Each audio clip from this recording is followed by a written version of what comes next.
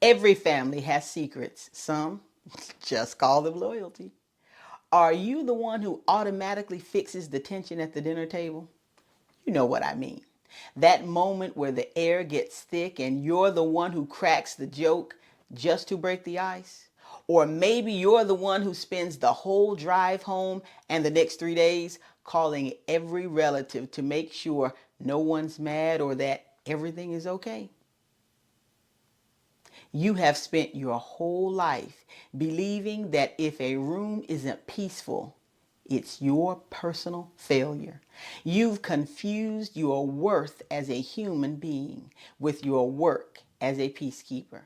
In our last conversation, we talked about that radar, that hypervigilance.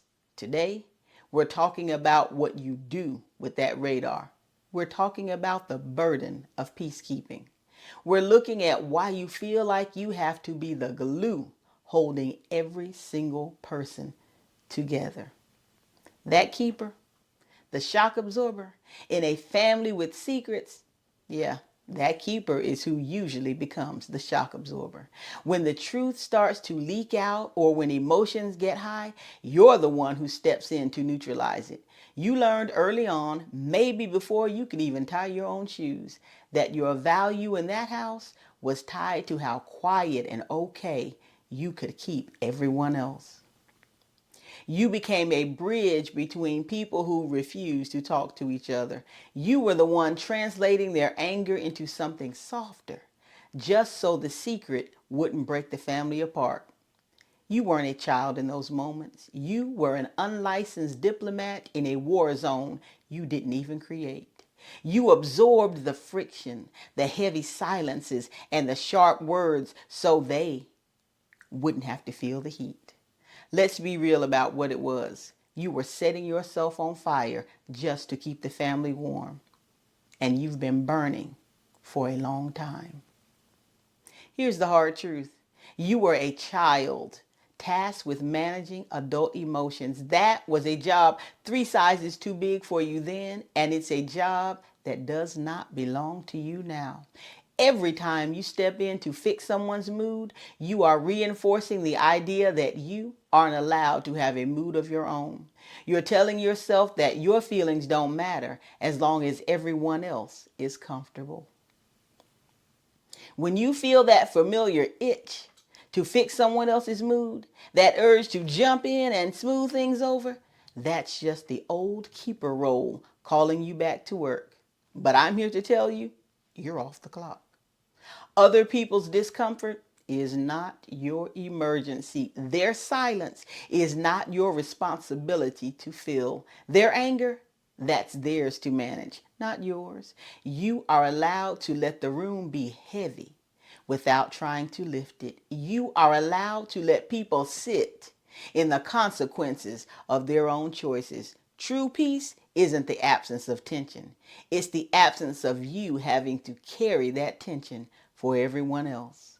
You have spent so long being the thermostat of the family, constantly adjusting yourself to keep everyone else at the right temperature, that you've completely forgotten how to feel your own climate. You think that if you stop fixing, the world's going to fall apart. But the only thing that's actually going to fall apart is the version of you that was never meant to be a servant to everyone else's silence. The house will stand, even if you aren't holding the ceiling up. Trust that. You can let go, and the floor will still be beneath your feet. Here's your affirmation. Say this with me. Let it land somewhere deep. I am a person, not their peacemaker. I am resigning from the role of managing everyone else's emotions. I am allowed to let people be uncomfortable. I am no longer for sale to the highest emotional bidder.